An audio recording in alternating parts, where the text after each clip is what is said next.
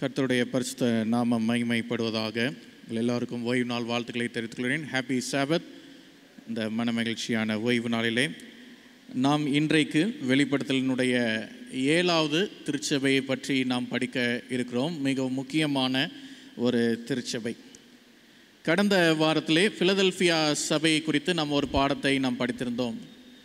ஒரு மாபெரும் ஏமாற்றத்தை பெற்ற அனுபவத்தோடும் ஒரு 50 பேரை கொண்ட ஒரு சகோதர சிநேகம் கொண்ட ஒரு குழு தேவனுடைய சத்தியத்தை படிக்க தொடங்கி அந்த சத்தியத்தை பூமியினுடைய கடைமுனை மட்டும் கொண்டு செல்வதற்கான முயற்சியில் ஈடுபட்ட போது தேவன் தன்னுடைய சபையை இந்த பூமியிலே ஸ்தாபிக்க வேண்டும் என்ற நோக்கத்திற்காக இந்த லவோதிக்கேயா என்ற பட்டணத்திலே அவருடைய சபையை ஸ்தாபிக்கிறார். அந்த சபை ஆண்டவரால் நிறுவப்பட்ட 7ஆம் நாள் அட்வென்ட் சபையாக இருக்கிறது. இந்த 7 சபைகளை பற்றியும் நாம் படிக்கும்போது இந்த 7 சபைகளும் நம்முடைய ஆவிக்குரிய வாழ்க்கையை ஆராய்ச்சி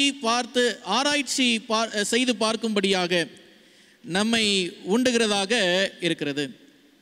இந்த செய்திகளை படிக்கும்போது நம்ம எத்தனை பேர் அதை சீர்தூக்கி பார்த்தோம் என்பதை நான் அறியேன்.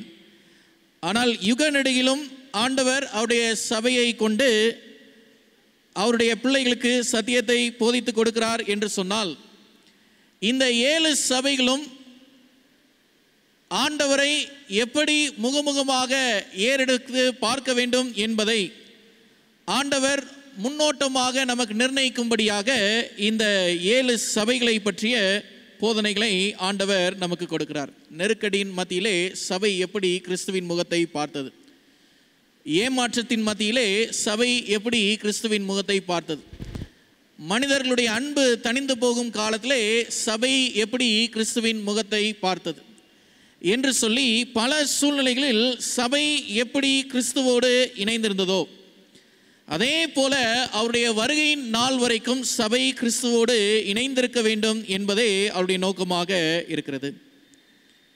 எனவே இந்த லவோதிக்கேயா சபை ஒரு முக்கியமான சபை. இந்த சபை குறித்து நாம் பார்க்கும்போது நம்ம எல்லாருக்குமே சொல்வது இது வெதுவெதுப்பான சபை என்று சொல்லி நாம் படித்திருப்போம். இதை குறித்து வேத வசனங்களை நாம் முதலாவதாக நாம் வாசிப்போம். வெளிப்படுத்தலின் விசேஷம் 3ஆம் அதிகாரம் வசனங்கள் 14 தொடங்கி 22 வரைக்கும் நாம் வாசிக்க கேட்போம். வேதம் சொல்லுகிறது, லவோதிக்கேயா சபையின் தூதனுக்கு நீ எழுத வேண்டியது என்னவெனில், உண்மையும் சத்தியமுமுள்ள சாட்சியும் தேவனுடைய சிருஷ்டிக்கு ஆதியுமாயிருக்கிற ஆமேன் என்பவர் சொல்லுகிறதாவது, உன் கிரியைகளை அறிந்திருக்கிறேன். நீ குளிரும் அல்ல அனலும் அல்ல. நீ குளிராயாவது அனலாயாவது இருந்தால் நலமாயிருக்கும். இப்படி நீ குளிருமின்றி அனலுமின்றி வெதுவெதுப்பாய் இருக்கிறபடியினால் உன்னை என் வாயினின்று வாந்தி பண்ணி போடுவேன். நீ நிர்பாக்கியமுள்ளவனும் பரிதபிக்கப்பட்டவனும் தரித்திரனும் குருடனும் நிர்வாணியுமாய் இருக்கிறதை அறியாமல் நான் ஐஸ்வர்யவான் என்றும் திரவிய சம்பன் என்றும் எனக்கு ஒரு குறையும் இல்லை என்றும் சொல்லுகிறபடியால் நீ ஐஸ்வர்யவானாகும்படி நெருப்பிலே புடமிடப்பட்ட பொன்னையும் உன் நிர்வாணமாகிய அவலட்சணம் தோன்றாதபடிக்கு நீ உடுத்திக் கொள்வதற்கு வெண்வஸ்திரங்களையும் என்னிடத்திலே வாங்கி கொள்ளவும் நீ பார்வையடையும்படிக்கு உன் கண்களுக்கு கலிக்கம் போடவும் வேண்டும் என்று உனக்கு ஆலோசனை சொல்கிறேன். 19ஆம் வசனம், நான் நேசிக்கிறவர் எவர்களோ அவர்களை கடிந்து கொண்டு சிட்சிக்கிறேன். ஆகையால் நீ ஜாக்கிரதையாயிருந்து மனம் திரும்பு. இதோ வாசற்படியிலே நின்று தட்டுகிறேன். ஒருவன் என் சத்தத்தை கேட்டு கதவை திறந்தால் அவனிடத்தில் நான் பிரவேசித்து அவனோடே போஜனம் பண்ணுவேன், அவனும் என்னோடே போஜனம் பண்ணுவான். நான் ஜெயம் கொண்டு என் பிதாவினுடைய சிங்காசனத்திலே அவரோடு கூட உட்கார்ந்தது போல ஜெயம் கொள்ளுகிறவன் எவனோ அவனும் என்னுடைய சிங்காசனத்தில் என்னோட கூட உட்காரும்படிக்கு அருள் செய்வேன். ஆவியானவர் சபைகளுக்கு சொல்லுகிறதை காதுள்ளவன் கேட்க கடவன் என்றெழுது என்று நாம் பார்க்கிறோம். கண்களை மூடுவோம், நாம் ஜெபம் செய்வோம். எங்கள் தேவனே, எங்கள் ராஜனே, பரிசுத்தமான ஓய்வு நாளின் துவக்க வேளையிலே லவோதிக்கேயா சபை எங்களுக்கு கற்றுக் கொடுக்கும் பாடத்தை நாங்கள் படிக்க இருக்கிறோம். பரிசுத்த ஆவியானவர் தாமே எங்களுக்கு முன்பதாக கடந்து வாரும். எங்களுடைய கண்களையும் இருதயத்தையும் செவியும் நீர் திறந்தருளும். இயேசுவின் நாமத்தினால் ஜெபிக்கிறோம் எங்கள் நல்ல தகப்பனே, ஆமென்.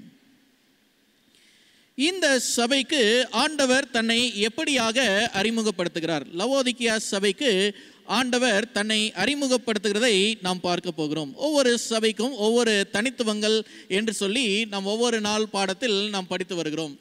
இந்த 7வது திருச்சபைக்கு என்ன தனித்துவம் இருக்கிறது, ஆண்டவர் தன்னை எப்படியாக அறிமுகப்படுத்துகிறார் என்று சொல்லி நாம் பார்க்க போகிறோம். முதலாவது அறிமுகம் என்ன என்று சொல்லி நாம் பார்க்கும்போது,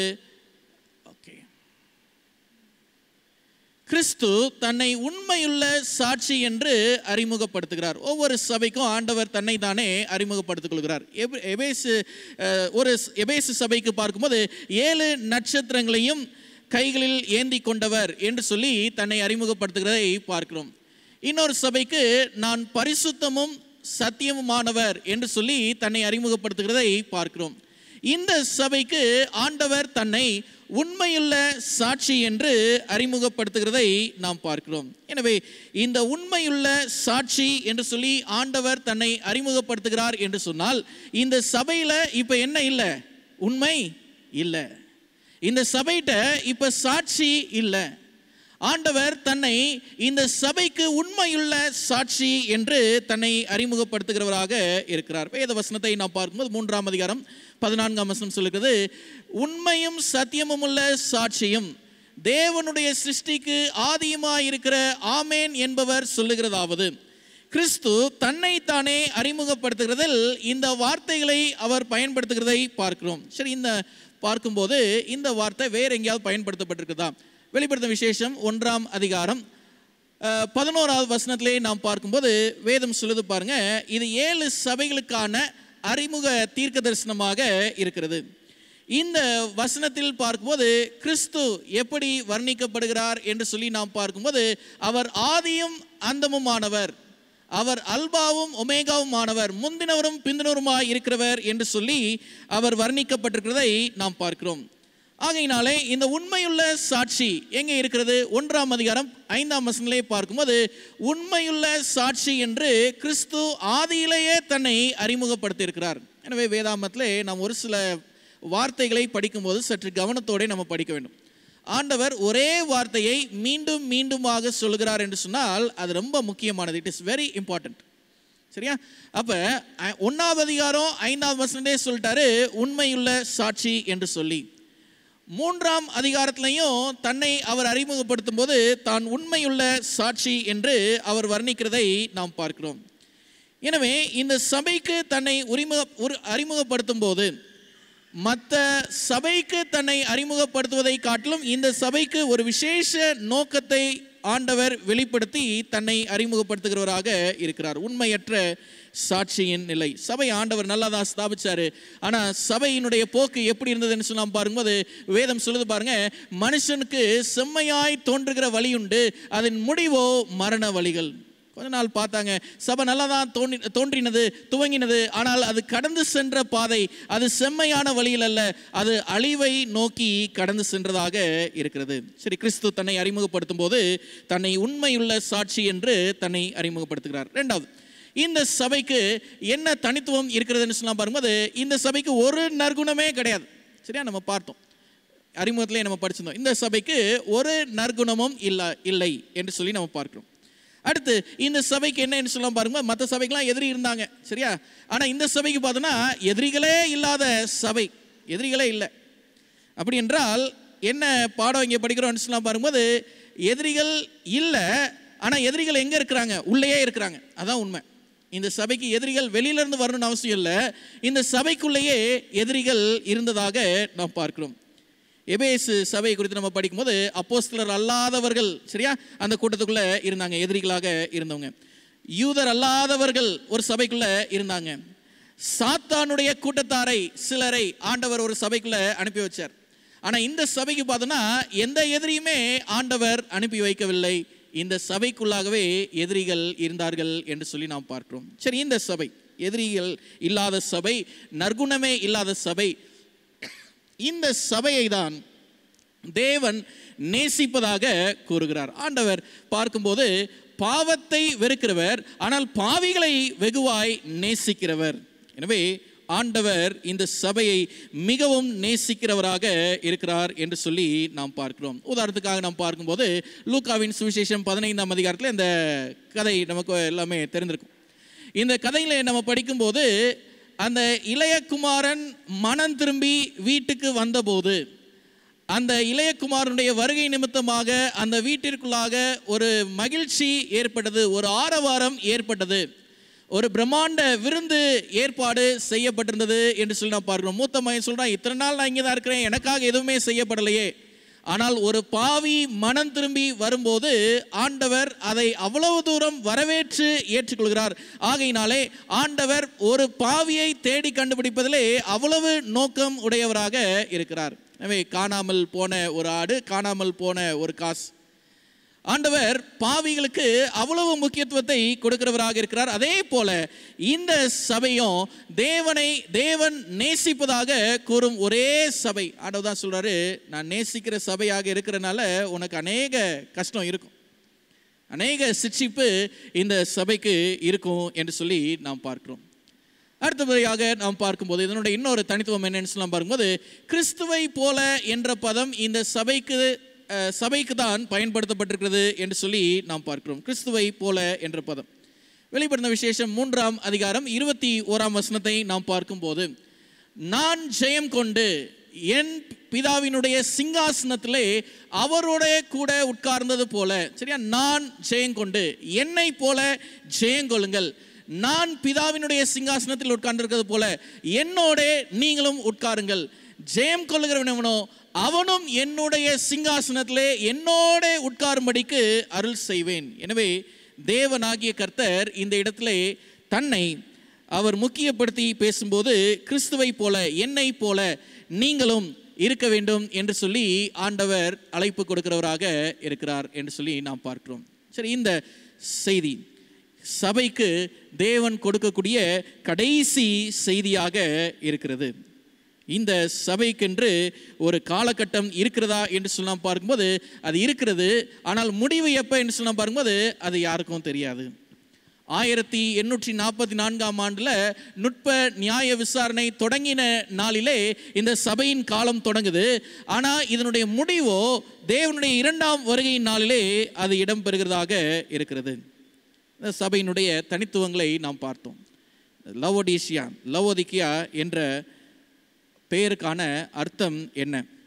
பொருள் நியாயம் தீர்க்கப்பட்ட ஜனம் அல்லது நீதிமான்களாக்கப்பட்ட ஜனம் என்று சொல்லி இதற்கு அர்த்தமுடையதாக இருக்கிறது. சரி, இந்த பட்டணத்தை நம்ம இப்போ பார்ப்போம்.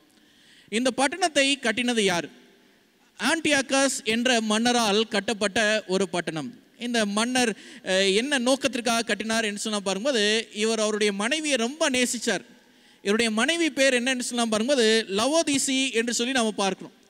இந்த லவோதிசியை ரொம்ப நேசித்ததுனால, அவருடைய அந்த அன்பின் ஈர்ப்பினால இந்த பட்டணத்தை அவர் கட்டினார். சரி, இது அவரால் கட்டப்பட்ட ஒரு பட்டணமாக இருந்த காலங்களிலே இது மிகவும் ஐஸ்வர்யம் நிறைந்த ஒரு பட்டணமாக, செழிப்பு மிகுந்த ஒரு பட்டணமாக இருந்தது. இது புதிதாக கட்டப்பட்ட பட்டணத்தினாலே இந்த பட்டணத்தில் குடியமர்த்தப்பட்டார்கள். வேறு இடத்துல இருந்து ஆட்களை கொண்டு வந்து இங்கே குடியேற்றினாங்க. இவங்களுக்கு இங்கே வேலை வாய்ப்பை ஏற்படுத்தி கொடுத்தோம், இல்லை வேறு சில விதமான வசதிகளை செய்து கொடுத்தோம். வேறு இடங்களில் இருக்கக்கூடிய மனிதர்களை இந்த பட்டணத்திற்குள்ளாக வந்து வசிக்கும்படியாக அழைத்தார்கள். சரி, அடுத்து இந்த பட்டணத்தில் வேற என்ன இருக்குது?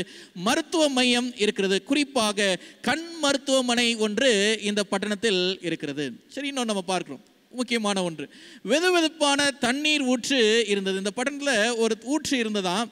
அது எப்பவுமே வெதுவெதுப்பான தண்ணீரை கொடுத்தது. ஆனால் அந்த தண்ணீரை குடிக்க முடியாது. அந்த தண்ணீரை குடித்தால் உமட்டல் போன்ற பிரச்சனைகள் எல்லாம் ஏற்படுவதனாலே அந்த தண்ணீரை எல்லாருமே குடிக்காத நிலையிலே அதை ஒதுக்கி வைத்தாங்க. ஆனால் ஒரு ஊற்று இருக்குது இந்த ஊருக்குள்ள. சரி, அடுத்து வேற என்ன இருக்கிறதுன்னு சொல்லி பார்க்கும்போது, இந்த பட்டணத்தில் இந்த தண்ணீர் ஊற்று இருந்தாலும் குடி தண்ணீர் இல்லாத பட்டணம். இந்த பட்டணத்தில் தண்ணீர் கிடையவே கிடையாது, குடிக்கிறதுக்கு தண்ணீர். அப்போ பக்கத்தில் இருந்து வேறு பட்டணத்திலிருந்து தண்ணீர் உள்ளே கொண்டு வரப்படும். இந்த பட்டணத்தை நாம் போய் பார்த்தோம் என்று சொன்னால், இங்கே இன்னும் டூரிசமில் அந்த பழைய காலத்தில் அவங்க பயன்படுத்தின டெக்னாலஜி, எப்படி தண்ணி கொண்டு வந்தாங்க, இதெல்லாமே இன்னும் வைக்கப்பட்டதாக சொல்லப்படுகிறது. இந்த பட்டணத்தில் ஒரு கேளிக்கை கூடம் ஒன்று இருந்தது. கேளிக்கை கூடம் என்றால் ஒரு தியேட்டர், ஒரு பொழுதுபோக்குக்கான ஸ்தலம். இங்கே இருக்கிறவங்க அந்த பொழுதுபோக்கில் ஈடுபடக்கூடியவர்களாக இருந்தார்கள். அடுத்து இந்த பட்டணத்தில் இருந்தவர்கள் தங்களை குறித்தே பெருமையாக பேசிக்கொள்கிறார்கள். அவங்கள பற்றி பேச சொன்னால் ரொம்ப அதிகமாக பேசுவாங்க, பெருமையாக நிறைய பேசுவாங்க. அடுத்து முக்கியமானது, இவர்கள் கருப்பு நிற ஆடைகளை அணிவதில் பிரியம் உள்ளவர்கள். கருப்பு நிற ஆடை என்பது அவங்கள பொறுத்தவரைக்கும் it is a simple of royalty. அவர்கள் ஐஸ்வர்யவான்கள், அவர்கள் பெரிய பணக்காரர்கள் என்பதை அவர்கள் வெளிப்படுத்தும்படியாக கருப்பு நிற ஆடைகளை அவர்கள் அணிவார்கள். இன்றைக்கி பாருங்கள், சில இடத்துல பார்த்தோன்னா பிளாக் ஸ்டாண்ட்ஸ் ஃபார் ராயல்ட்டி. சில இடத்துல அதே சூழ்நிலையை பார்க்கும்போது இந்த பட்டணத்தின் காலத்தில் அதை விரும்பி செய்கிறவர்களாக இருந்தார்கள் என்று சொல்லி நாம் பார்க்கிறோம். சரி, இந்த பட்டணம் இந்த வெளிப்படுத்தல் விசேஷத்தில் மட்டும்தான் சொல்லப்பட்டிருக்கிறதா என்று சொல்லி பார்க்கும்போது, கொலோசியர் நிருபம் 2ஆம் அதிகாரம் 1ஆம் வசனத்தில் நாம் பார்க்கும்போது வேதம் சொல்கிறது, உங்களுக்காகவும் லவோதிக்கியாவில் இருக்கிறவர்களுக்காகவும் சரீரத்தில் என் முகத்தை காணாதிருக்கிற மற்றெல்லாருக்காகவும் மிகுந்த போராட்டம் எனக்கு உண்டென்று நீங்கள் அறிய விரும்புகிறேன். யார் சொல்றது? பவுல் சொல்றார். அப்போ பவுலும் இந்த லவோதிக்கியா சபைகளை கண்களினால் ஏறெடுத்து பார்த்துருக்கிறாரு. இந்த இடத்துல அவர் ஊழியம் செஞ்சுட்டும் வந்திருக்கிறார். அதுக்கப்புறம் 4ஆம் அதிகாரம் 13ஆம் வசனத்திலிருந்து 16ஆம் வசனம் வரைக்கும் நாம் பார்க்கும்போது இந்த வேதம் சொல்லுது, இவன் உங்களுக்காகவும் லவோதிக்கியருக்காகவும் எராப்போலியருக்காகவும் மிகுந்த ஜாக்கிரதையுள்ளவனாய் இருக்கிறான் என்பதற்கு நான் சாட்சியாக இருக்கிறேன். பிரியமான வைத்தியனாகிய லூக்காவும் தேமாவும் உங்களுக்கு வாழ்த்துதல் சொல்கிறேன். லவோதிக்கியாவில் இருக்கிற சகோதரையும் நிம்பாவையும் அவன் வீட்டில் கூடுகிற சபையையும் வாழ்த்துங்கள். சரியா? நீங்கள் ஒரு செய்தி அவங்களுக்கு கொடுங்க. என்ன செய்தி கொடுக்க சொல்றாரு? இந்த நிருபம் உங்களிடத்தில் வாசிக்கப்பட்ட பின்பு இது எங்கேயும் வாசிக்கப்படணும், லவோதிக்கியா சபையிலும் வாசிக்கப்படும்படி செய்யுங்கள். லவோதிக்கியாவிலிருந்து வரும் நிருபத்தை நீங்களும் வாசியுங்கள் என்று சொல்லி நாம் பார்க்கிறோம். சரி, பவுல் இந்த லவோதிக்கியா பட்டணத்திற்கு எழுதி அனுப்பின நிருபம் வந்துச்சான்னு சொல்ல பார்த்தோன்னா இன்னைக்கு வரைக்கும் இல்லை, அது காணும். அப்போ இந்த நிறுவனம் ஒருத்தருடைய காலத்தில் தொலைஞ்சு போச்சு. ஆனால் ஆண்டவர் இதே பட்டணத்தை பேரை வச்சு, இதே சபையின் பேரை வச்சு மீண்டுமாக பல யுக காலத்திற்கு படிக்கும்படியாக ஆண்டவர் ஒரு சத்தியத்தை கொடுத்திருக்கிறார். எனவே ஒவ்வொரு சபைக்கும் ஒரு பயங்கரமான துவக்க காலங்கள் இருக்கிறது. இந்த சபை ஒரு மாபெரும் ஏமாற்றத்துக்கு பிற்பாடு துவங்கின ஒரு சபையாக இருக்கிறது. தேவன் அவருடைய சபையை ஸ்தாபிப்பதற்காக அவர் காத்திருந்த நாளிலே ஒரு மாபெரும் ஒரு நாளை நியமித்து அந்த நாளில் கிறிஸ்து வருவார் என்று சொல்லி 50,000 பேர் காத்திருந்தார்கள். கிறிஸ்து வராததினாலே 49,950 பேர் அவர்கள் விழுந்து போனார்கள்.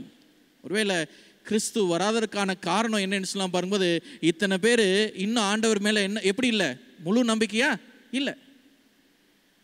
அப்போ கிறிஸ்துவுக்காக உண்மையாய் நின்றவர்கள் வெறும் 50 பேர் தான்.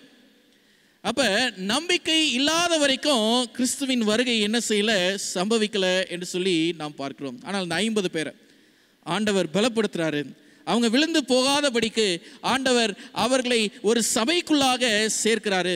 அந்த சபை 7ஆம் நாள் அட்வென்டிஸ்ட் சபையாக, அதன் விசுவாசிகள் பல்வேறு சபைகளிலிருந்து கூட்டி சேர்க்கப்பட்ட ஒரு சபையாக நாம் பார்க்கிறோம். நம்ம ஏற்கனவே படிச்சோம், இந்த பட்டணத்தில் தண்ணீர் கிடையாது, குடி தண்ணீர் கிடையாது. குடி தண்ணி என்ன செஞ்சாங்க, பக்கத்து ஊர்லேருந்து கொண்டு வந்தாங்க. அப்பையும் பார்க்கும்போது இந்த சபை 7ஆம் நாள் அட்வென்டிஸ்ட் சபை, இந்த சபையில் விசுவாசிகள் இருந்தாங்களா சபை தொடங்கின காலத்தில்? இல்லை. ஆனால் பக்கத்து சபையிலிருந்து வேறு சபையிலிருந்து ஆண்டவர் என்ன கொண்டு வராரு, ஆத்துமாக்களை கொண்டு வராரு. பேப்டிஸ்ட் சர்ச்லேருந்து, மற்ற புரொட்டஸ்டன்ட் சர்ச்லேருந்து, மற்ற ஆங்கிலேய கிறிஸ்தவ சபைகளிலிருந்து ஆண்டவர் ஒவ்வொரு ஆத்துமாக்களாக ஆண்டவருடைய சபைக்குள்ளாக கொண்டு வந்து சேர்க்கிறார். அதன் விசுவாசிகள் பல்வேறு சபைகளிலிருந்து கூட்டி சேர்க்கப்பட்டார்கள். பல்வேறு சபைகளிலிருந்து அவங்க எல்லாமே கூட்டி சேர்க்கப்பட்ட நாட்கள். இன்னைக்கு சில இடங்களை பார்க்கும்போது இந்த 7ஆம் நாள் அட்வென்டிஸ்ட் சபையினுடைய ஊழியக்காரர்களுக்கு ஒரு பட்ட பேர் ஒன்று இருக்குது. என்ன பேர் தான் சொல்லுவாங்க? ஆடு திருடர்கள். அப்படி தானே? ஆடு திருடர்கள். ஏன் அப்படி சொல்கிறாங்கன்னு சொல்லலாம் பார்க்கும்போது, நம்ம என்ன செய்வோம், வேறு கிறிஸ்தவ இயக்கத்தில் இருக்கிறவங்களுக்கு நம்ம பைபிள் ஸ்டடி கொடுத்து அவங்கள இந்த சபைக்கு நம்ம கூட்டிகிட்டு வருவோம் அப்படின்னு சொல்லி அவங்க சொல்கிறாங்க. அதனால் நம்ம பேர் ஆடு திருடர்கள். ஆனால் உண்மை அதான் என்று சொல்லலாம் பார்க்கும்போது, நான் உண்மையான சத்தியத்தை ஏற்றுக்கொண்டேன், நான் தேவனுடைய மந்தையில் இருக்கிறேன், நான் இருக்கிறது மாதிரி நீங்களும் இருக்க வேண்டும் என்ற நோக்கத்தோடு நாம் செய்யக்கூடிய ஒன்று. எனவே இன்றைக்கு நாம் இந்த ஊழியத்தை நாம் கனத்தோடு நாம் ஏற்று செய்ய வேண்டிய அவசியம் இருக்கிறது. இந்த சபையிலே 7ஆம் நாள் சபையை நாம் பார்த்தோம் என்று சொன்னால், இதில் பாரம்பரிய கிறிஸ்தவர்கள் என்று சொல்வதற்கு அவ்வளவு புகழும் அவ்வளவு பெருமையும் கிடையாது. பெரும்பாலும் பார்க்கும்போது ஒரு 4 தலைமுறை, ஒரு 5 தலைமுறைகள் இருப்பாங்க. வேறு கிறிஸ்தவ இயக்கத்தில் பார்த்தோம்னா 10 தலைமுறை கிறிஸ்தவர்களாக இருக்கிறவங்க இருப்பாங்க, மற்ற இன்னும் அதுக்கு மேலே இருக்கிறவங்களும் இருப்பாங்க. ஏன் இந்த சபைக்கு அப்படி அவ்வளோ பாரம்பரிய கிறிஸ்தவர்கள் கிடையாது என்று சொல்லி நாம் பார்க்கும்போது, இந்த சபை ஸ்தாபிக்கப்பட்டு ஏறக்குறைய 170 வருடங்கள் மாத்திரமே கழிந்து வரக்கூடிய ஒரு சபை. அப்போ இந்த சபையிலே இருக்கக்கூடிய நீங்களும் நானும் கிறிஸ்துவின் வருகைக்காக ஓய்வு நாளை குறித்து பிரசங்கிக்கிறவர்களாகவும், முத்தூதை குறித்து அறிவிக்கிறவர்களாகவும், மரணத்தின் மனிதனுடைய நிலையை குறித்து பிரசங்கிக்கிறவர்களாகவும் நாம் இருந்து வருகிறோம். எனவே நம்ம 7ஆம் நாள் அட்வென்டிஸ்ட் சபை ஓய்வு நாளை பற்றி பேசுகிற சபை, அப்படி தானே நம்ம சொல்லுவோம். நம்ம மட்டும்தான் பேசுகிறோம். ஆனால் உண்மை என்ன, நம்ம மட்டும்தான் பேசுகிறோமா? வேறு சபைகள் பேசுதா? பேசுது. அங்கே போனோன்னா, அப்படி பிரகாசபுரம் பக்கம் போனோன்னா அங்கே ஒரு சபை இருக்குது. அதுக்கு என்ன பேர் சொல்லுவாங்க? இந்திய ஏக ரட்சகர் சபை, நாட்டு சபைன்னு சொல்லுவாங்க. இன்னும் மதுரையிலையும் ஒன்று இருக்குதுன்னு சொல்கிறாங்க, நான் பார்த்ததில்ல. அப்புறம் அங்கே பழனியம்பபுரம் பக்கம் நினைக்கிறேன், பழனியம்பபுரம் பக்கம் ஒன்று இருக்குது. எங்கே? சாலைப்புதூர் பக்கம். எனவே நம்மளுடைய சபை எப்படி தோன்றினது என்று சொல்லி நாம் பார்க்கும்போது, ஏற்கனவே அந்த இதை நம்ம மீண்டும் மனசில் நினச்சி பார்க்கணும். லவோதிக்கேயா பட்டணத்தில் குடிக்கிறதுக்கு தண்ணி இல்லை, வேற ஊர்லேருந்து தண்ணி கொண்டு வந்தாங்களே, அதே மாதிரி சபை ஸ்தாபிக்கப்பட்டாயிற்று. ஆத்துமாக்களை எங்கேருந்து கொண்டு வராங்க? வேறு சபையிலேருந்து கொண்டு வராங்க. அங்கேருந்து வந்தவங்க தான் ஒன்றாக ஆண்டவருடைய சபைக்குள்ளாக அவர்கள் சேர்ந்து கொள்கிறாங்க. அந்த தண்ணீர் அது ஜீவ தண்ணீராக இருக்கிறது, தேவன் கொடுக்கக்கூடிய உபதேசங்களாக இருக்கிறது. அவைகளை எல்லாவற்றையும் ஏற்பதற்காக முன் வந்த ஜனங்களாக ஆண்டவருடைய மெய்யான சபைக்குள்ளாக அவர்கள் கடந்து வருகிறார்கள். சரி, அவர்களுடைய உபதேசங்கள் பல சபைகளில் இருந்து சேகரிக்கப்பட்ட உண்மை சத்தியங்களாக இருக்கிறது. உதாரணத்துக்கு சர்த்தை சபையை பார்க்கும்போது, அங்கே புதிய விதமான சத்தியங்களை சொன்னால் சர்த்தை பட்டணத்தார் என்ன செய்ய மாட்டேன்றாங்க? அதை ஏற்றுக்கொள்ள மாட்டேன்றாங்க. ஆனால் இந்த லவோதிக்கேயா பட்டணத்தில் இந்த சபைக்கு என்ன என்று சொல்லலாம் பார்க்கும்போது, இந்த சபையிலிருந்து புதிய ஒரு நோக்கமுடைய செய்தி அல்லது சத்தியம் வாய்ந்த ஒரு செய்தி ஒன்று சொல்லப்படுகிறது என்று சொன்னால் அதை ஏற்றுக்கொள்ளக்கூடிய ஒரு கூட்டமாக இருந்தாங்க. அவங்க பொய்யை தள்ளி உண்மையை ஏற்றுக்கொள்கிறவர்களாக, பாரம்பரியங்களை வெறுக்கிறவர்களாக கிறிஸ்துவுக்குள் ஒரு புதிய அவதாரத்தை எடுத்து அவர்கள் முன் வருகிறார்கள். ஒவ்வொரு சபைக்கும் ஒரு ஃபவுண்டர் இருக்கிறாங்க. லூத்தரன் சர்ச்சுக்கு லூத்தர் ஒரு ஃபவுண்டர் என்று சொல்லி ஒவ்வொரு சர்ச்சுக்கும் ஒரு ஃபவுண்டர் இருக்கிறாங்க. இந்த 7ஆம் நாள் அட்வென்டிஸ்ட் சபைக்கு யாராவது ஃபவுண்டர்னு யாராவது இருக்கிறாங்களா? யாரும் கிடையாது. ஒருத்தர் பேரை சொல்லுவாங்க, 2 பேரை சொல்லுவாங்க. ஆனால் உண்மையிலே பார்த்தோன்னு சொன்னால் துவக்கம் ஒரு நபரால் துவங்கப்பட்ட சபை இது கிடையவே கிடையாது. ஒரு குழுவால் துவங்கப்பட்ட ஒரு சபை, ஒரு கூட்டு முயற்சியினால் உருவான சபை, ஒரு குழுவினால் உண்டான ஒரு சபை. இதை பற்றி நாம் சொல்ல வேண்டும் என்று சொன்னால், we are the people of committees. ஒரு டெமோக்ராட்டிக் விதமான ஒரு சபையாக இது இருக்கிறது. தனியாக துவங்கின சபை அல்ல. ஆண்டவருடைய சத்தியம் ஒரு தனி குழுவிற்கு அது சென்றடைந்தது.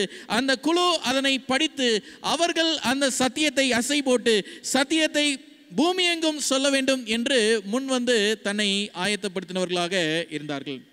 எனவே இந்த சபை தனியான ஒரு மனிதன் மூலமாக துவங்கப்பட்ட ஒரு சபை இது அல்ல என்று சொல்லி நாம் பார்க்கிறோம். சரி, அவர்களிடத்தில் ஆரோக்கியத்திற்கு முக்கியத்துவம் கொடுக்கும் செய்தி உண்டு. லவோதிக்கேயா பட்டணத்தில் என்ன இருந்துச்சு? ஒரு ஹாஸ்பிட்டல் இருந்துச்சு, அப்படி தானே? அவங்க கண் மருத்துவமனை வச்சுருந்தாங்க. இந்த சபைக்கு அந்த ஆரோக்கியத்திற்கான முக்கியத்துவம் இருக்குதா? இருக்குது. முத்துதிலே இருக்குது, அப்படி தானே? முத்துதிலே இருக்குது. நம்மளுடைய சரீரத்தை நாம் பாதுகாத்து கொள்ள வேண்டிய அவசியம் அங்கே இருக்கிறது. ஆவியின் கனிகளில் ஒன்றான இச்சை அடக்கம், அப்படி தானே? இது நமக்கு மிகவும் முக்கியமான ஒரு ஊழியலாக்காவாக இருக்கிறது. எனவே இந்த இயக்கத்தின் மூலமாக இந்த சபை ஆரோக்கியத்தையும் ஆரோக்கியத்திற்கான போதனைகளையும் ஏற்றுக்கொள்கிற சபையாக, போதிக்கிற ஒரு சபையாக இருக்கிறது என்று சொல்லி நாம் பார்க்கிறோம். 1863 முதலாவது ஜெனரல் கான்ஃபரன்ஸ் நடைபெற்றது. இந்த முதலாவது ஜெனரல் கான்ஃபரன்ஸ் நடைபெற்ற உடனே அந்த இடத்துல அவங்க தீர்மானம் பண்ணாங்க, இந்த சபை சத்தியத்தோடு சேர்ந்து எதையும் போதிக்கணும், ஆரோக்கிய செய்தியையும் போதிக்க வேண்டும் என்று சொல்லி. சரி, கேளிக்கைக்கான இடமும் இந்த பட்டணத்தில் உண்டு என்று சொல்லி நம்ம படித்திருந்தோம்ல. பொழுதுபோக்குக்கான இடமும் இந்த சபைக்கு உண்டு. நீ நம்ம வாழ்க்கையில் கேளிக்கைக்கான இடம் இருக்குதா? பொழுதுபோக்குக்கான இடம் இருக்குதா? இந்த ஓய்வு நாளில் இருக்குதா? இந்த ஓய்வு நாளில் பொழுதுபோக்குக்கான இடம் இருக்குதா? இருக்குது. இன்னைக்கு ஆராதனை முடிந்து நம்ம வாசலிலிருந்து நம்ம வீட்டுக்கு போகிறக்குள்ளேயும் சரியா நல்லா கவனிச்சுக்கிடுங்க, செய்தியை மறந்துட்டு வேற என்னென்னவோ பேசுவோம் பார்த்தீங்களா? அது என்னவாக மாறுது? பொழுதுபோக்காக மாறிவிடுகிறது. லவோதிக்கா பட்டணத்தில் இதெல்லாம் இருந்துச்சு. இன்றைக்கும் பார்க்கும்போது அந்த பொழுதுபோக்கு, கேளிக்கை இதெல்லாமே நம்மை அறியாமல் நமக்குள்ளாக இருக்கிறது. தங்களுடைய சத்திய அறிவை கண்டு பெருமை கொள்ளும் ஒரு சபையாக இருந்தது. இவங்களை பொறுத்த வரைக்கும் நாங்கள் தான் பெரிய சத்தியத்தை படிச்சிருக்கிறோம், நாங்கள் தான் மீதமானவர்கள், நாங்கள் தான் பரலோகத்துக்கு போவோம் என்று சொல்லி தன்னை எல்லா சூழ்நிலைக்கும் பெருமைக்கு இணங்கினவர்களாக வைத்திருப்பார்கள். ஆனால் லவோதிக்கா பட்டணத்தை பார்த்து ஆண்டவர் சொல்றாரு, நீ தரித்திரனா இருக்கிற, ஆனால் உன்னை எப்படி சொல்ற, நீனு ஐஸ்வர்யவான்னு சொல்றியே. ஆனால் இன்னொரு சபையை பார்க்கும்போது ஸ்மிர்னா சபையை பார்த்து ஆண்டவர் சொல்றாரு, நீ ஐஸ்வர்யவானா இருக்கிற, ஆனால் எப்படி காட்டிக்கொள்ற, உன்னை தரித்திரனாக காட்டிக்கொள்கிற. இந்த சபை தரித்திரனான நிலைமையில் இருக்கக்கூடியதாக இருக்கிறது. சரி, இந்த சபைக்கு என்ன பிரச்சனை, இந்த சபைக்கான பிரச்சனைகள் என்ன, சேலஞ்சஸ் என்ன என்று சொல்லி நம்ம பார்க்க போகிறோம். முதலாவது, இந்த சபைக்கு என்ன இருக்குதுன்னு சொல்லலாம் பார்க்கும்போது ஒரு பெரிய ஒரு டிராபேக், ஒரு செட்பேக் அப்படின்னு சொல்லலாம். சுய திருப்தி, செல்ஃப் சாட்டிஸ்ஃபேக்ஷன். சரியா? உங்களுக்கு புரிகிற மாதிரி பேசணும்னா, நான் அன்றைக்கி ஆலயத்துக்கு வந்துட்டேன், காணிக்க வச்சுட்டேன், பிரசங்கம் பண்ணிட்டேன், இந்த வாரத்தில் ஒரு 4 இல்லை அந்த ஒரு 5 வீடுகளை நான் சந்திச்சிட்டேன், போதும், திருப்தி, ஒரு வேலையை நான் செஞ்சுட்டேன். இந்த திருப்தி இந்த சபைக்கு இருக்கிறது. இந்த திருப்தி ஒரு ஆபத்து என்று சொல்லி நம்ம படிக்கிறோம். வேதத்தில் ஒரு வசனத்தை நம்ம படிப்போமா? 1 கொரிந்தியர் 10ஆம் அதிகாரம் 12ஆம் வசனத்தை நாம் பார்ப்போம். வேதம் சொல்லுகிறது, இப்படி இருக்க தன்னை நிற்கிறவன் என்று எண்ணுகிறவன் விழாதபடிக்கு என்ன செய்யுங்க, எச்சரிக்கையா இருங்க. நான் எல்லாம் செஞ்சுட்டேன், என்னுடைய கடமைகளை நான் தவறல, நான் நேர்த்தியாக இருக்கிறேன், எனக்கு ஒரு திருப்தி இருக்கிறது, நான் செய்யறதெல்லாம் சரிதான், நான் வச்சிருக்கிறதெல்லாம் ஆண்டோடைய மெய்யான சத்தியத்தை தான் வச்சிருக்கிறேன்னு சொல்லிட்டு நினைச்சிட்டு இருப்போம் பார்த்தீங்களா? அந்த பெருமை என்ன செய்யுமா, நம்மை விழ தள்ளிவிடும். அப்போ இந்த சபைக்கு ஆண்டவர் இந்த சபையை பார்க்கும்போது அந்த சபையினுடைய பிரச்சனையை சார்ட் அவுட் பண்ணுறார். முதல் பிரச்சனை என்னப்பா, உன்ட சுய திருப்தி ரொம்ப அதிகமாக இருக்குது, அதை குறைத்துக்கொள். நீ நிற்பேன், நீ பரலோகம் போவேன்னு சொல்லுவல, ஆனால் கண்டிப்பாக நீ அங்கே இருக்க மாட்டேன். அம்மையார் இதை குறித்து எழுதும்போது எழுதுறாங்க, யார் யார் பரலோகத்துக்கு போவாங்கன்னு சொல்லி நம்ம இந்த உலகத்தில் பார்த்தோமோ அவங்களாம் எங்கே இருக்க மாட்டாங்க, பரலோகத்தில் இருக்க மாட்டாங்க. யார் போக மாட்டான்னு சொல்லி நினைச்சோமோ அவங்க எங்கே இருப்பாங்க, பரலோகத்தில் இருப்பாங்க. தேவ ஜனமே, கிறிஸ்துவுக்குள் பிரியமான அன்பு விசுவாச பிள்ளைகளே, நமக்குள்ளாக இந்த சுய திருப்தி இருக்கிறது என்று சொன்னால் இது நமக்கு ஒரு ஆபத்தானதாக இருக்கிறது. அடுத்து 2வது பிரச்சனை என்னன்னு சொல்லலாம் பார்க்கும்போது, தங்களுடைய உண்மையான நிலையை அவங்க என்ன செய்ய மாட்டாங்க, உணர மாட்டாங்க. அப்படின்னா என்ன அர்த்தம்? எல்லாரை பொறுத்த வரைக்கும் அவங்கவுங்க செய்கிறது சரி, அவங்க பாவியே கிடையாது, அவங்க பாவமே செய்யலை, அவங்க செய்கிறது தப்பே கிடையாது. எனவே சில நேரத்தில் நம்மளுடைய வாழ்க்கையிலும் பார்க்கும்போது ஒரு தனிப்பட்ட ஒரு சரி இப்படி எடுத்துக்கணும், ஒரு சாதாரண என்ன சொல்கிறது, ஒரு இயல்பு நிலைமையில் இருக்கக்கூடியவர், சரியா, ஒரு எப்படி எடுத்துக்கலாம், ஒரு சரி ஒரு சாதாரண ஒரு ஏழ்மை நிலைமையில் இருக்கிறவங்க, சரியா, ஏழ்மை நிலைமை இருக்கிறவங்க ஒரு தப்பு பண்ணிட்டாங்க, என்ன சொல்லுவாங்க, பாரு இந்த பையன் எப்படி ஒரு தப்பு பண்ணிட்டானே. சரி, அடுத்து இன்னும் கொஞ்சம் மேலே ஒரு ஹைஃபை லெவலுக்கு வருவோம், ஒரு தப்பு பண்ணிட்டாங்க, என்ன சொல்லுவோம், பெரிய இடத்து பிள்ளைங்கன்னா அப்படி தான் இருப்பாங்க சொல்லுவோம்ல. அப்போ தங்களுடைய உண்மையான நிலையை உணர மாட்டாங்க. அவங்க செய்தா தப்புன்றது தெரியும், தான் செய்தா தப்பு என்று சொல்லி தெரியாது. உண்மையான நிலை அறியாத சபையாக இந்த சபை இருக்கும். வேதம் சொல்கிறது, ரோமர் 7ஆம் அதிகாரம் 24ஆம் வசனம் சொல்கிறது, நிர்பந்தமான மனுஷன் நான், இந்த மரண சரீரத்திலிருந்து என்னை யார் விடுதலை ஆக்குவார்? பவுல் சொல்றார், சரியா, இந்த சூழ்நிலையிலிருந்து யாரால என்னை விடுதலை ஆக்க முடியும்? என் உண்மையான நிலைமையை நான் பார்க்குறேன், நான் அழிந்து போக வேண்டியவன், நான் சாக வேண்டியவன், நானும் மண்ணோட மண்ணாக மக்கி போக வேண்டியவன். ஆண்டவரை தவிர யாராலையும் முடியாதே. இன்னொரு வசனத்தை பார்ப்போமா? ஏசாயா 1ஆம் அதிகாரம் 6ஆம் வசனத்தை பார்ப்போம். உள்ளங்கால் தொடங்கி உச்சந்தலை மட்டும் அதிலே சுகமில்லை, அது காயமும் வீக்கமும் நொதிக்கிற ரணமும் உள்ளது, அது சீல் பிதுக்கப்பட்டாலும் கட்டப்படாமலும் எண்ணெயினால் ஆற்றப்படாமலும் இருக்கிறது என்று சொல்லி நாம் பார்க்கிறோம். சில நேரத்தில் என்ன செய்வோம், நம்மை பார்க்க மாட்டோம், அடுத்தவங்களை பார்ப்பது. நமக்கு எப்படி இருக்குது, இப்படி தான் இருக்குது, இதுதான் இன்னைக்கு நம்மளுடைய கண்டிஷன். ஏசாயா 1ஆம் அதிகாரம் 6ஆம் வசனம், நமக்கு தான் உள்ளங்கால் தொடங்கி உச்சத்தலை வரைக்கும் சுகம் இல்லை, நமக்கு தான் காயம் இருக்குது, நமக்கு தான் வீக்கம் இருக்குது, நமக்கு தான் சீல் பிதுக்கப்படாமலும் சுத்திகரிக்கப்படாமலும் இருக்குது. ஆனால் நம்ம என்ன செய்வோம், இன்னொருத்தரை பார்ப்போம், ஒரு சின்ன புண்ணாக இருந்தால் நம்ம சொல்லுவோம் ஒரு துர்நாற்றம் வருது உன்னுடைய காயத்தில் இருந்து. ஆனால் உண்மையில் பார்த்தோன்னா அது அங்கேருந்து இல்லை, நம்மிடத்திலிருந்து வருகிறதாக இருக்கிறது. தம்முடைய உண்மை நிலையை உணராத ஒரு சபை, தன்னுடைய உண்மை நிலையை உணராத ஒரு சபை இந்த சபை. இயேசு கிறிஸ்து ஒரு ஓமானத்தை சொல்லும்போது அவர் சொல்கிறாரு, மாயக்காரனே, உன்னுடைய கண்ணில் இருக்கிற உத்திரத்தை நீ எடுத்து போடாமல் அடுத்தவனுடைய கண்ணில் இருக்கிற துரும்பை நீ பார்ப்பது என்ன? உன் கண்ணில் பெரிய உத்திரமே இருக்குது, ஆனால் நீ அடுத்தவனுடைய துரும்பை பார்த்து கொண்டிருக்கிறாய் என்று சொல்லி நாம் பார்க்கிறோம். எனவே இந்த லவோதிக்கா பட்டணத்தை குறித்து நம்ம படிக்கும்போது, இதனுடைய பிரச்சனையை படிக்கும்போது உண்மையிலே சொல்ல வேண்டும் என்று சொன்னால் இது பாபிலோனை விட மோசமான ஒரு பட்டணம். பாபிலோனியர்களுக்கு தெரியும் அவங்க பாபிலோனுக்குள்ள இருக்கிறாங்க என்று சொல்லி, ஆனால் லவோதிக்கியர்களுக்கு பார்க்கும்போது அவங்க எங்க இருக்கிறாங்கன்னே அவங்களுக்கு தெரியாது. பாபிலோனியர்களுக்கு தெரியும் அவங்க கிறிஸ்து இயேசுவை விட்டு அவங்க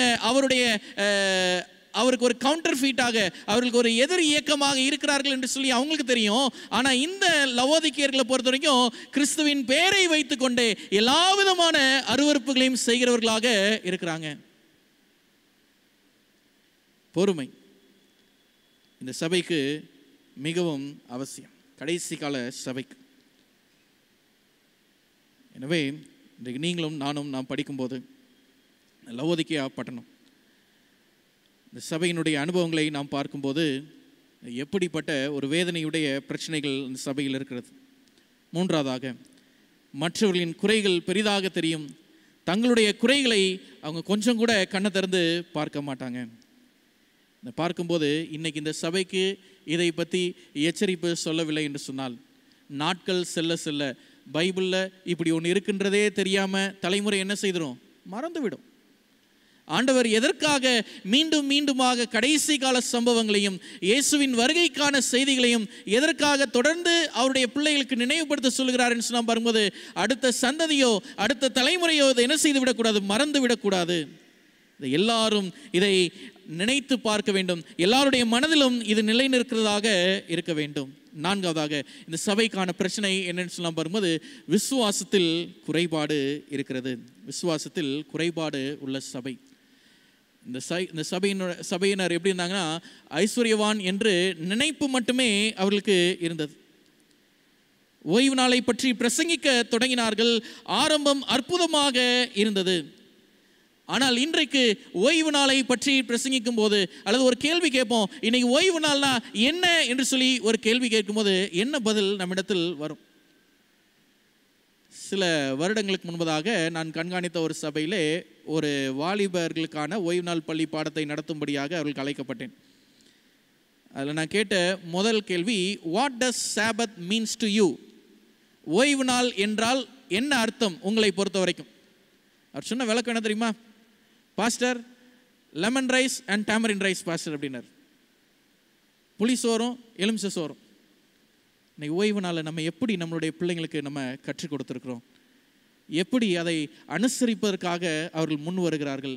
நாம் எப்படிப்பட்ட ஒரு எடுத்துக்காட்டுகளாக நம்முடைய பிள்ளைகளுக்கு முன்னாடி நம்ம நிற்கிறோம்? லவோதிக்கா சபை ஓய்வு நாளை பற்றி பிரசங்கிக்கிற சபை, ஓய்வு நாளுக்காகவே உண்டாக்கப்பட்ட சபை, தேவனுடைய அடையாளம் என்று சொல்லப்பட்ட ஓய்வு நாளையே பிரதானமாய் வைத்திருக்கக்கூடிய சபையில் ஓய்வு நாளை உயிரோடு இருக்குதான்னு சொல்லும் பார்த்தோன்னா சில நேரத்தில் இல்லையே. அதுக்கு காரணம் நாமளாவே சில நேரத்திலே நாம் மாறி விடுகிறோமே. 1 பேதுரு 1:7 நாம் பார்க்கும்போது வேதம் சொல்லுகிறது, அழிந்து போகிற பொன் அக்கினினாலே சோதிக்கப்படும், அதை பார்க்கலும் அதிக விலையேற பெற்றதாயிருக்கிற உங்கள் விசுவாசம் சோதிக்கப்பட்டு இயேசு கிறிஸ்து வெளிப்படும் போது உங்களுக்கு புகழ்ச்சியும் கனமும் மகிமையும் உண்டாக காணப்படும் என்று சொல்லி நாம் பார்க்கிறோம். உங்களுடைய விசுவாசம் சோதிக்கப்படும். விசுவாச குறைவு இருக்கிற இந்த சபையில தான் விசுவாசிகளுடைய விசுவாசம் அது சோதிக்கப்படும். நாம் விசுவாசிகள், நாம் விஷ ஊசிகள் அல்ல. இந்த சபையில் விசுவாசிகள் என்று அழைக்கப்பட்டால் அதில் இருக்கிற விசுவாசிகள் மட்டும் இல்லை, போதகரும் விசுவாசி தான். விசுவாசியா இல்லைன்னா அவர் போதகரா இருக்க முடியாது. அப்ப போதகரும் விசுவாசியாக இருக்கக்கூடிய இந்த சபையில போதகருடைய விசுவாசமும் என்ன செய்யப்படும், சோதிக்கப்படும். அதை என்ன சொல்லியிருக்கிறாங்க? பைபிள் என்ன சொல்லியிருக்குது? அதிக விலையேற பெற்றதாக இருக்கிற உங்கள் விசுவாசம். அதிக விலை, இட்ஸ் எக்ஸ்பென்சிவ், வெரி காஸ்ட்லி. நம்ம மனசாட்சியை தொட்டு சொல்லுமா, என்னுடைய விசுவாசம் அதிக விலையேற பெற்ற விசுவாசம்? நம்ம சொல்ல முடியுமா?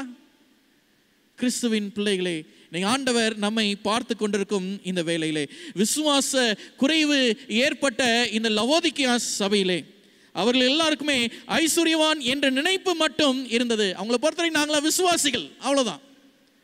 ஆனால் அவங்களுடைய மனதில் ஆண்டவரை விட்டு ரொம்ப தூரம் இருந்தாங்க. இன்னைக்கு நம்மளும் விசுவாசிகள். ஆண்டவர் நமக்கு பக்கத்தில் இருக்கிறாரா, நமக்குள்ளே இருக்கிறாரா, இல்லை நம்ம ஆண்டவர்கிட்ட ரொம்ப தூரம் தள்ளி இருக்கிறோமா? சில நேரத்தில் நம்மளுடைய கிரியைகளை என்ன செய்யும்? ஆண்டவரை ரொம்ப தூரம் தள்ளிட்டு போயிடும். நம்ம பழைய ஏற்பாட்டு காலத்தில் படிக்கிறோம்ல, இஸ்ரவேல் ஜனங்களை எப்பெல்லாம் ஆண்டவரை கோபம் மூட்டினார்களோ அப்போல்லாம் ஆண்டவர் என்ன செய்வார்? அவங்கள விட்டுட்டு தூரமாக போயிடுவார். நம்மளுடைய நாட்களும் பார்க்கும்போது இந்த சபைக்கு சில பிரச்சனைகள் இருக்கிறது. லவோதிக்கேயா சபைக்கு இந்த சபை மனம் திரும்ப வேண்டும் என்று சொல்லி ஆண்டவர் இந்த செய்தியை கொடுக்கும்போது, இன்றைக்கு நீங்களும் நானும் நம்முடைய விசுவாசத்தை சோதித்து பார்க்கிறவர்களாக இருக்க வேண்டும். யாக்கோபு 2ஆம் அதிகாரம் 5ஆம் வசனத்தை நாம் பார்ப்போம். வேதம் சொல்லுகிறது, என் பிரியமான சகோதரரே கேளுங்கள், தேவன் இவ்வுலகத்தில் தரித்திரரை விசுவாசத்தில் ஐஸ்வர்யவான்களாகவும், நல்ல கவனிங்க, தம்மிடத்தில் அன்பு கூறுவர்களுக்கு தன் வாக்குத்தத்தம் பண்ணின ராஜ்யத்தை சுதந்திரிக்கிறவர்களுக்காகவும் தெரிந்து கொள்ளவில்லையா? இன்னைக்கு நம்ம எல்லாத்தையும் ஆண்டவர் கொண்டு வந்திருக்கிறாரு. எதுக்காக கொண்டு வந்திருக்கிறாரு? தரித்திரனான நிலைமையிலிருந்து தன்னை ஐஸ்வர்யமுள்ள நிலைமைக்கு மாற்ற வேண்டும் என்று சொல்லி. ஆனால் இந்த லவோதிக்கேயா சபை தரித்திரமான நிலைமையில் இருந்துட்டு அவங்க சொல்றாங்க, நாங்கெல்லாம் ஐஸ்வர்யவான், எங்களுக்கு எல்லாம் தெரியும், தன்னை பெருமை பாராட்டி கொள்கிறவர்களாக இருக்கிறாங்க. ஆனால் ஆண்டவர் அதை மாற்றுறாரு. எப்படி மாற்றுகிறார்? உங்களுடைய விசுவாசத்தை கொண்டு மாற்றுகிறவராக இருக்கிறார்.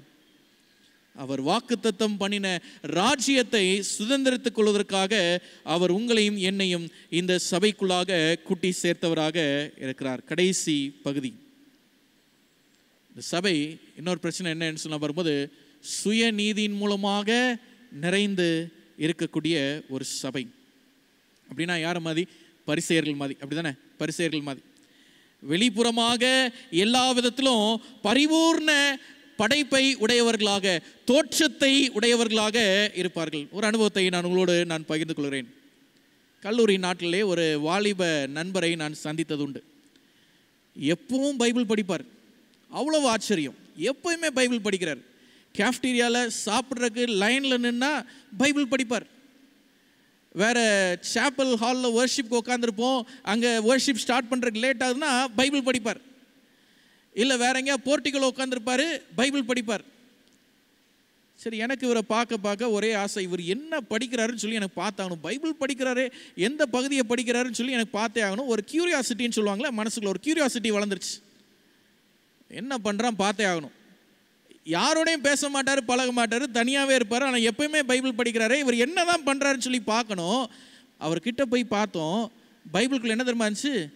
வேற ஒரு புத்தகம் இருக்குது, அசிங்கமான ஒரு புத்தகம் இருக்குது. வெளிப்புறத்தில் எப்படி இருக்கிறாங்க? பைபிள் படிக்கிற ஒரு கிறிஸ்தவன்பா, அவரும் இறையில் படிக்க வந்தவர்ப்பா, ஆனால் உள்ளே எப்படி இருக்கிறாங்க? கிறிஸ்துவுக்கு பிரியமான பிள்ளைகளே, வெளிப்புறமாக நம்ம எப்படி இருக்கிறோம் பார்க்குறவங்க? 7ஆம் நாள் அட்வென்டிஸ்ட் சபை விசுவாச பிள்ளைகள், சமாதானமான மக்கள், ஐக்கியத்தை விரும்புகிறவர்கள், தேவனுடைய ஊழியத்தை செய்வதற்கே முழு ஈடுபாடு உடையவர்கள், ஆவிக்குரிய வாழ்க்கையிலே சோர்வு வந்தாலும் ஆண்டவருடைய பலத்தை கொண்டு ஜெயிக்கிற பிள்ளைகள், 2ஆம் வருகைக்காக வேதத்தின்படி தன்னை ஆயத்தப்படுத்தி தன்னை வைத்திருக்கக்கூடிய ஒரு பிள்ளைகள். வீட்டு பக்கத்தில் ஒரு கடைக்காரர் இருப்பார், அவரும் ஒரு கிறிஸ்தவர் தான், பேர் கிறிஸ்டோஃபர். அவர் கடைக்கு போனால் எப்பயுமே கிறிஸ்தவ பாட்டு ஓடிக்கிட்டே இருக்கும். சில நேரத்தில் பைபிள் படிச்சுட்டே இருப்பார். பேச்சு கொடுக்கும்போது அவர் சொல்கிறார், பாஸ்டர் தம்பி, நீங்கள் சொல்கிறதெல்லாம் கரெக்டு தான், வேதத்தின்படி செய்தால் தான் நம்ம பரலோகத்துக்கு போக முடியும். நீங்கள் வேதத்தின்படி செய்கிறீங்க, நான் பாராட்டுறேன். ஆனால் என்னால் அப்படி செய்ய முடியாது. நான் உலகத்தோட உண்டானவன். ஆனால் நீங்கள் அப்படி இல்லை. உலகத்திலேருந்து நீங்கள் பிரிந்து இருக்கிறவங்க. வெளியில் இருக்கிற ஆட்கள் நம்ம பார்க்கும்போது எப்படி பார்க்குறாங்க? உலகத்திலேருந்து நம்ம பிரித்தெடுக்கப்பட்டவர்கள் என்று சொல்லி. ஆனால் நம்ம வெளிப்புறத்தில் அப்படி இருக்கிறோம். உள்ளே எப்படி இருக்கிறோம்? நம்ம உள்ளே எப்படி இருக்கிறோம்? விசுவாச பிள்ளைகளே, நாம் கண் விழிக்க வேண்டிய நேரங்களாக இது இருக்கிறது. சில நேரத்தில் நம்முடைய மனதில் எழும்பும், பார்த்தீங்களா, நான் இவ்வளவு பண்ணுறேன் இந்த சபைக்காக, எனக்கு ஒரு அங்கீகாரம் இல்லையே, நான் இவ்வளவு உழைக்கிறேன் இந்த சபைக்காக, எனக்கு ஒரு அடையாளமே இந்த இடத்துல இல்லையே. சுய நீதியை வைத்து மேன்மை பாராட்டுகிறவர்களாக இருப்பாங்க. இதை செய்தா எனக்கு ஏதாவது கிடைக்கும்னு சொல்லி லாபம் எதிர்பார்க்கிறவர்களாக இருப்பாங்க.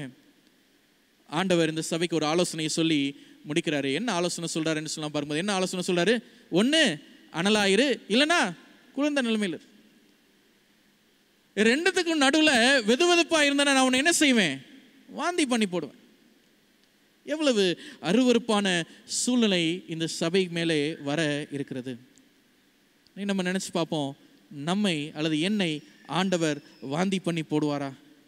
அல்ல, அவர் வாந்தி பண்ணி போடக்கூடாது. நான் ஏதாவது ஒரு கூட்டத்தில் ஆண்டவருக்காக நான் நிற்கணுமே என்று சொல்லி நினைக்கிறவங்க, நம்ம வேதத்தில் ஒரு வசனத்தை நாம் வாசிப்போம், நிறைவுக்கு வருவோம். யோபின் புத்தகம் 23ஆம் அதிகாரம் 3ஆம் வசனத்தை நாம் பார்ப்போம். வேதம் சொல்லுது, நான் அவரை எங்கே கண்டு சந்திக்கலாம் என்பதை அறிந்தால் நலமாக இருக்கும். யோபு ஒரு பாடுகள் நிறைந்த நேரத்தில் அதை நினச்சி பார்க்குறார். அப்பொழுது நான் அவர் ஆசனத்துக்கு முன்பாக வந்து சேர்ந்து, யாரு? யோபு. நான் என் நியாயத்தை அவருக்கு முன்பாக வரிசையாய் வைத்து காரியத்தை ரூபிக்கும் வார்த்தைகளால் என் வாயை நிரப்புவேன். அவருடைய மறுமொழிகளை நான் அறிந்து அவர் எனக்கு சொல்லுவதை நான் உணர்ந்து கொள்வேன். யோபு சொல்றார். நம்மளுடைய நிலைமை எப்படி தான் இன்னைக்கு? இந்த யோபுமா தான் பயங்கரமான ஒரு நிலைமையில் அடிபட்டு காயப்பட்டு வேதனைகளோடு வாதைகளாலே நாமும் தகித்து கொண்டு இருக்கிறோம். எங்க போறது? எங்க சமாதானத்தை தேடுறது? யாரு நமக்காக ஆறுதல் கொடுப்பாங்க? என்ன நம்பிக்கை இருக்குது என்று சொல்லிட்டு உலகத்தின் மனுஷர்களிடத்திலே நம்ம போய் புலம்புறோமே தவிர ஆண்டவருடைய ஆசனத்துக்கு வருவதற்கு நமக்கு என்ன இல்லை? இன்னைக்கு பலம் இல்லை. யோபுக்கு இவ்வளவு பெரிய உபத்திரவம் இருந்துச்சு, ஆனா அதை எங்க கொண்டு வந்து தீர்க்கிறாருன்னு சொல்ல வரும்போது ஆண்டவருடைய ஆசனத்துல வந்து உட்கார்ந்து ஆண்டவர்கிட்ட சொல்றாரு, ஆண்டவரே என்னுடைய பாடுகள் எல்லாத்தையும் பாருங்க, நீங்க என்ன சொன்னாலும் நான் கேட்கிறேன். லவோதிக்கேயா சபையே, கிறிஸ்துவின் வருகைக்கென்று ஆயத்தப்படும் மனவாட்டியே, வியாதிப்பட்ட நம்முடைய வாழ்க்கையை இன்னைக்கு ஆண்டவருடைய சமூகத்தில் வந்து அமர்ந்திருக்கிற நீங்களும் நானும் ஆண்டவர்கிட்ட ஒப்பு கொடுக்கும்போது, ஆண்டவரே நீங்கள் சொல்லுங்கள், ஆண்டவரே நீங்கள் என்ன சொன்னாலும் நான் செய்கிறேன் என்று சொல்லி நம்ம ஒப்பு கொடுப்பதற்கு நாம் ஆயத்தமுள்ளவர்களாக நம்ம இருக்கிறோமா? இன்றைக்கு உலகத்தின் பார்வையில் இருக்கக்கூடிய நீங்களும் நானும் பாவம் நமக்குள் இருக்கும் என்று சொன்னால் நாம் பரலோகத்திற்கு நாம் எட்டி செல்ல முடியாது. லவோதிக்கேயா சபை அடுத்தவங்களுடைய பாவத்தை பார்த்துச்சு. இன்னைக்கு ஒருவேளை ஒருத்தன் பாவி தான், அவன் துன்மார்க்கன் தான், அவனை பார்த்து இவன் ஒரு அசுத்தம் உள்ளவன், இவன் அருவருப்பானவன், இவன் பாவி, இவனோட யாரும் சேராதீங்க என்று சொல்லிட்டு நான் அவனை கடிந்து பேசுவதனால அடுத்த ஒரு கேள்வி கேட்போம், நான் பரலோகம் போயிடுவேனா? போக மாட்டேன். எனக்கு செய்ய வேண்டியதுக்கு சில கடமைகள் இருக்கிறது. பரலோகத்திற்கு என்று சொல்லி நானும் ஆயத்தப்பட வேண்டிய அவசியம் இருக்கிறது. தேவ ஜனமே, பிறர் முகம் பாராமல் கிறிஸ்துவுக்குள்ளாக நம்மை நாமே பார்க்கும்படியாக இந்த லவோதிக்கேயன் சபை அனுபவம் நம்மை அழைக்கிறது. நம்ம எல்லாமே வந்திருக்கிற நோக்கம், இந்த செய்தியை படுத்திருக்கிற நோக்கம் அடுத்தவர்களை பார்ப்பதற்கல்ல, உங்களை நீங்கள் பார்ப்பதற்கு, உங்களுடைய கண்களை திறந்து நீங்கள் கிறிஸ்துவை பார்ப்பதற்கு, கிறிஸ்துவுக்குள்ளாக இன்னைக்கு நம்ம எங்கே இருக்கிறோம், அல்லது நமக்குள்ளாக கிறிஸ்து இன்னைக்கு எங்கே இருக்கிறாரு? வெளிப்புறத்தில் நாம் இருக்கிறது போல நம்முடைய அந்தரங்க வாழ்க்கை இருக்கிறதா? அல்லது நம்மளுடைய வாழ்க்கை வெளிப்புறத்தில் இருப்பதை காட்டிலும் மாறுதலான வாழ்க்கையாக அது இருக்கிறதா? எனவே ஆண்டவர் சொல்லியிருக்கிறாரு, நான் நேசிக்கிறவர் எவர்களோ அவர்களுக்கு ஆண்டவர் என்னத்தை கொடுப்பாரு? சிட்சிப்பை கொடுப்பார். எந்த சபையை பார்த்தும் ஆண்டவர் சொல்லலை இந்த சபை மேலே நான் நேசமாக இருக்கிறேன்னு சொல்லி. ஆனால் இந்த சபையை பார்த்து ஆண்டவர் சொல்றாரு, இந்த சபையை நான் ரொம்ப நேசிக்கிறேன். இந்த சபையில் தான் நிறைய பாவிங்க இருக்கிறாங்க, இந்த சபையை நான் ரொம்ப நேசிக்கிறேன், ஆனால் உங்களுக்கு அதிகப்படியான சிட்சிப்பு உங்கள் வாழ்க்கையில் இருக்கும். தேவ ஜனமே, எந்த சிட்சையாக இருந்தாலும், எந்த தடைகளாக இருந்தாலும் கடந்து செல்வதற்கு தேவ பலம் நம்மோடு இருக்கும். லவோதிக்கேயன் அனுபவத்தை பார்க்கும் ஜனங்களே, இதனுடைய முடிவு நமக்கு வேதாமத்தில் கொடுக்கப்படலை, ஆனால் உலக சரித்திரத்தின் முடிவின் நாளிலே அது தெரியும். நாம் லவோதிக்கேயர்களா அல்லது அஞ்ஞானிகளாக நாம் விழுந்து போகிறோமா? ஜெபத்தோடு தீர்மானிப்போம். கர்த்தர் நம்மை வழிநடத்துவாராக. நாங்கள் படிட்டு ஜெபம் செய்வோம். எங்கள் அன்பின் தேவனே, பரலோகத்தை எங்களுக்காக ஆயத்தப்படுத்தி கொண்டிருப்பவரே, உம்முடைய பாதத்தில் நாங்கள் பணிந்து நிற்கும் இந்த வேளையிலே எங்களுடைய வாழ்க்கை நிலையை நாங்கள் பார்க்கிறோம். ஆண்டவரே, லவோதிக்கியா சபையினிடத்தில் இருந்த பிரச்சனை என்ன என்று சொல்லி நாங்கள் நினைத்து பார்க்கிறோம். சுய நீதி, சுய திருப்தி, தன்மேல் என்ன இருக்கிறது என்பதை குறித்து பாராமல் அடுத்தவர்களையே பார்ப்பதிலே அவர்கள் கவனம் வைத்து கொண்டிருந்ததை நாங்கள் பார்க்கிறோமே. ஆண்டவரே, எங்களுக்கான ஒரு அழைப்பாக நீர் கொடுக்கிறீர். நாங்கள் அனலையாவது குளிராயாவது இருக்க வேண்டும் என்று சொல்லி நாங்கள் இரண்டுக்கும் உடன்படாமல் நாங்கள் வெதுவெதுப்பாய் இருக்கும் சூழ்நிலையிலே எங்களை வாந்தி பண்ணி போடுகிறவராக இருக்கிறீர் என்றும் நாங்கள் இந்த வேத வசனத்திலே நாங்கள் படிக்கிறோமே. எங்கள் அன்புள்ள ஆண்டவரே, மனம் திரும்புதலுக்காக இந்த சபையை நீர் உண்டாக்கியிருக்கிறீர். மனம் திரும்புதலுக்காக இந்த சபைக்கு நீ காலங்களை கொடுத்திருக்கிறீர். இந்த நாளில் ஆண்டவரே, நாங்கள் மனம் திரும்புகிறோம் ஆண்டவரே.